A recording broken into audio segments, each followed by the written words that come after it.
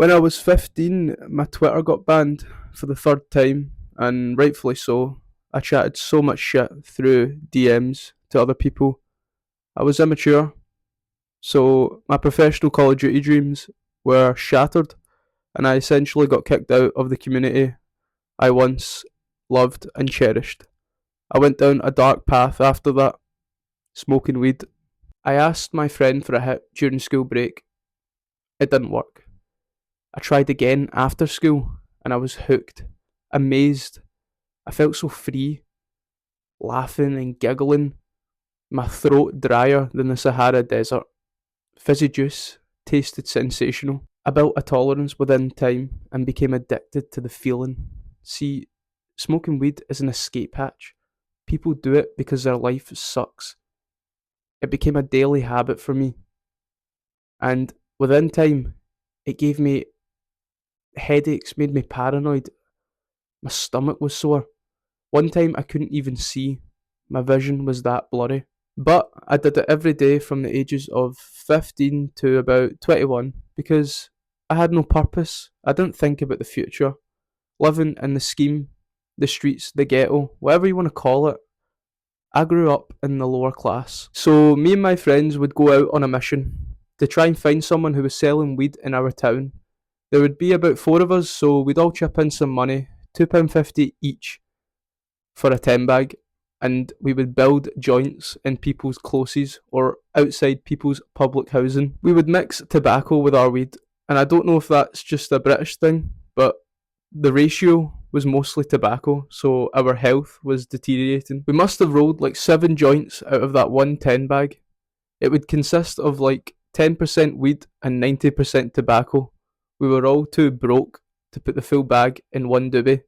We'd have to make it last a while, but it felt so cool, bonding over a substance.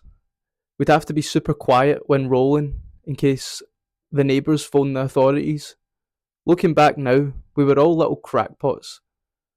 I was turning into someone I swore to myself I would never be. My scheme life slash young offender days were starting. I was a degenerate, and for a long time I coped because these famous rappers would do it, like Snoop Dogg and Wiz Khalifa, who I looked up to at the time. Bitch, you're not Snoop Dogg.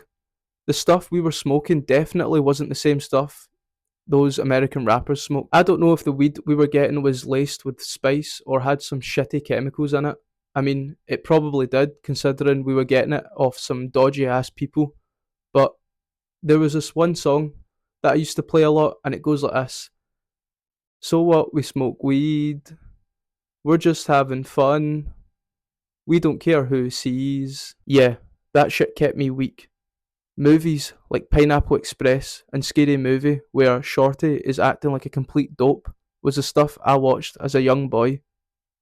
Mate, you've got goals you need to accomplish, dreams to make come true. You've not got time for that crap. The bottom line is, smoking weed is bad for you. Makes you lazy, kills your productivity, and not to mention, shrinks your balls and lowers your testosterone. People will cope and say weed helps me fall asleep. See, it had the opposite effect on me. It is a stimulant, it kept me up.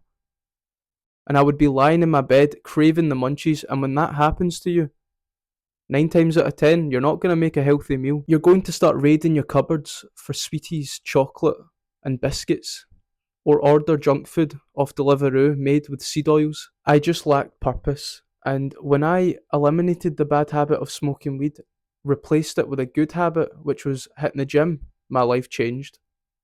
I am so grateful that I took a step back from that scene and conquered my addiction. I've not smoked weed since I can't even remember. I will never go back.